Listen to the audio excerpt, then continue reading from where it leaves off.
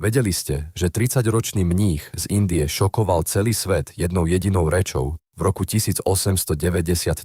Narendra bol skeptický intelektuál, ktorý pochyboval o všetkom duchovnom, ale keď stretol mystika Ramakrišnu, jeho život sa úplne zmenil. Zažil kozmické vedomie. Moment, keď pochopil pravdu o existencii.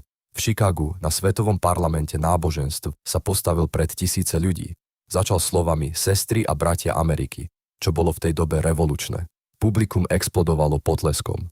Swami Vivekananda vyhlásil, že všetky náboženstvá vedú k tej istej pravde. Prvýkrát predstavil západu jogu, meditáciu a védskú filozofiu. Svojimi 4 prednáškami vytvoril šablónu pre moderné duchovné hnutia. Jeho posolstvo kombinovalo staroveké hinduistické múdrosti s praktickým seba zlepšovaním. Ovplyvnil Aldusa Huxleyho, Steva Jobsa a tisíce ďalších. Tento neznámy mních dokázal, že pravá múdrosť nepozná hranice. Jeho dedičstvo žije dodnes v každom, kto hľadá hlbší zmysel života.